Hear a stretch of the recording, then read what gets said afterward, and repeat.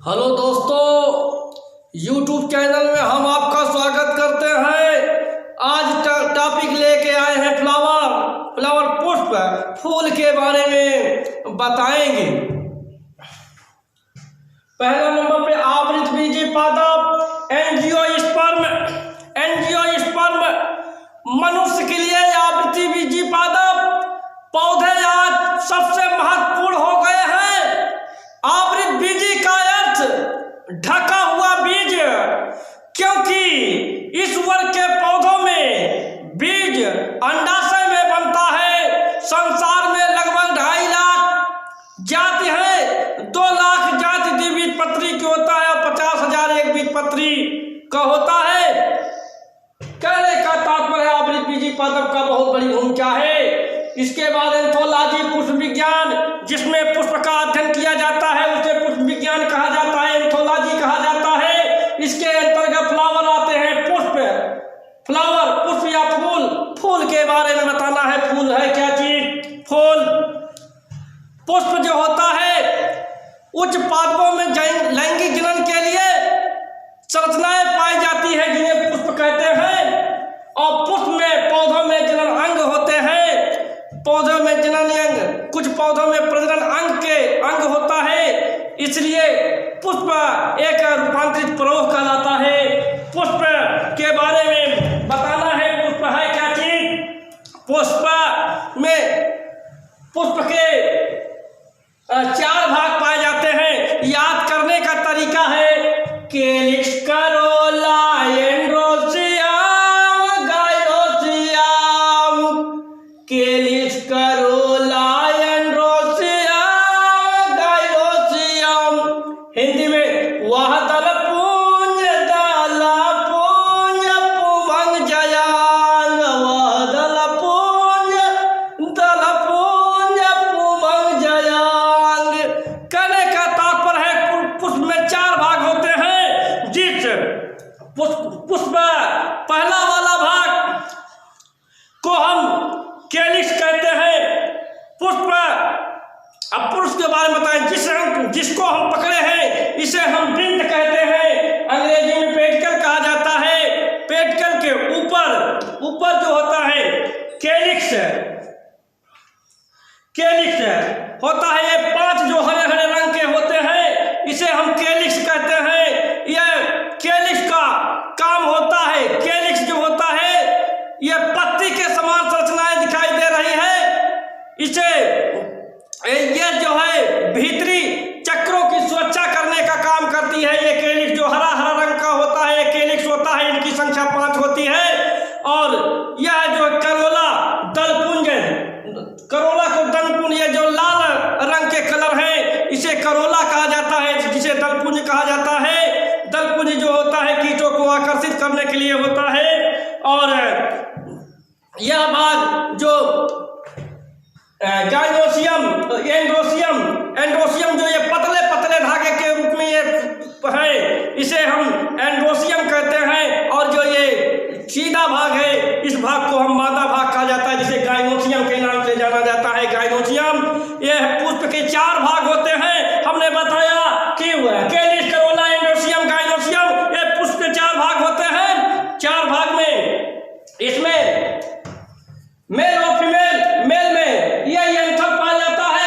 Anther को परागकोश कहा जाता है। परागकोश के अंतर्गत जो परागकोश के अंदर जो होता है पोलन ग्रेन होता है, परागकण पाए जाते हैं। और जो पतले धागे के रूप में होता है, इसे फिलामेंट या पुतंतु कहते हैं। यह जो है एंथर को सीधा रखने का कार्य करती है।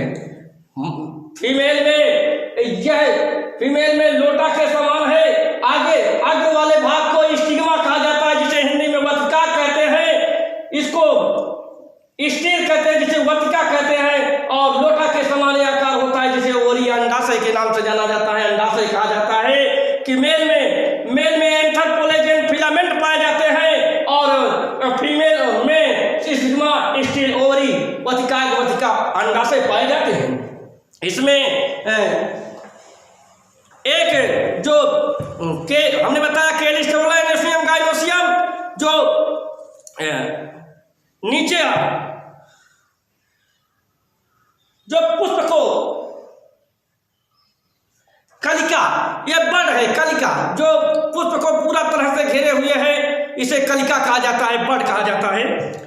कैलिस करोला इंडोनेशियम के बारे में बताया कि एंथर ये जो पतले पतले धागे के नुए होते हैं मेल होते हैं, और जिसको हम पकड़े हैं ये फीमेल है। इसमें स्टिग्मा ऊपर की तरफ है, स्टील है, अंडा से ओवरी, अंडा से नीचे की तरफ है। ये पुष्प के भाग होते हैं। पुष्प में कौन कौन भाग है तो हमने बता दिया, कैलिस करोला इंडोनेशियम गायनोसियम होते हैं। पुष्प जब पुष्प में एक इसमें कैलिक्स वह दल पुंज जब इस अकेला होता है, एक होता है, तब इसे हम सीपल कहते हैं, और जब समूह में होता है तब इसे हम क्या कहते हैं, कैलिक्स वह दल पुंज कहते हैं। और यह जो है यह दल अगर अकेला है तो इसे पीतल कहते हैं, लेकिन जब ये समूह में रहता है जैसे यह है तो इसे करोला के नाम से जाना जाता है कि दलपुंज ये करोला है। लाल वाला भाग, जितने रंगीन भाग होते हैं वह करोला होता है, हरे भाग जो होते हैं वह जो है कैलिक्स होते हैं। कहने के तात्पर्य है कैलिस करोला एंडोसियम गायनोसियम मादा भाग बता दिए, नर भाग बता दिए। नर भाग में जो है हमने एंथर पुलेगेन और फिलामेंट बताए, मादा भाग में स्टिग्मा स्टील ओवरी बताए। अब पुष्प के जननांग के आधार पे जिसमें पुष्प बैठा रहता है, मतलब पुष्पासन किसे कहा जाता है, पुष्प जिसमें फूल आकर के बैठा हुआ है, इस भाग को पुष्पासन कहा जाता है। पुष्पासन या थैलेमस कहा जाता है। ये भाग जो होता है पुष्पासन होता है। ये भाग जिसमें पुष्प आकर बैठा है वह इसको पुष्पासन का मतलब होता है एक पारूपिक पुष्प में वृंत के ऊपर ये वृंत है, और वृंत के ऊपर जो है चौड़ा चपटा भाग होता है जिसे हम पुष्पासन कहते हैं। पुष्पासन। अब पुष्प के प्रकार, टाइप ऑफ फ्लावर, पुष्प के प्रकार दो प्रकार है, यूनिसेक्सुअल फ्लावर, एक लिंगी पुष्प, बाइसेक्सुअल फ्लावर, उभयलिंगी पुष्प। वह पुष्प जिसमें पुंकेसर या स्त्री केसर दोनों में से एक जननांग उपस्थित होता है उसे हम एक लिंगी पुष्प कहते हैं। एक लिंगी पुष्प में आता है पपीता और तरबूज। पपीता जो होता है एक लिंगी यूनिसेक्सुअल फ्लावर को कहलाते हैं कि वे पुष्प जिस पुष्प में केवल या तो नर भाग रहे या मादा भाग रहता है, ऐसे पुष्प को एक लिंगी पुष्प कहा जाता है। बाइसेक्सुअल फ्लावर, उभयलिंगी पुष्प का मतलब होता है कि जब पुष्प में पुंकेसर व स्त्री केसर दोनों जननांग उपस्थित होते हैं उसे हम उभयलिंगी पुष्प कहते हैं। जैसे उभयलिंगी पुष्प में आता है सरसों और मटर।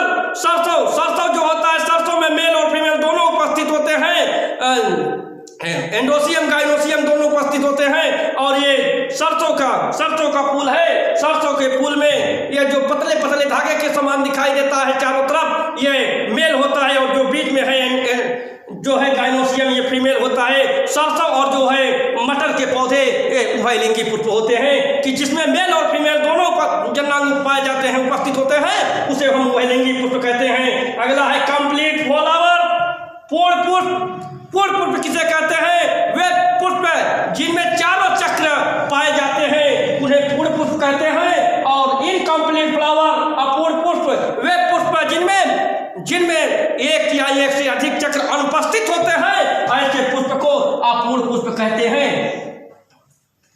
यह मेरा वीडियो पसंद आए तो लाइक शेयर सब्सक्राइब जरूर कीजिएगा।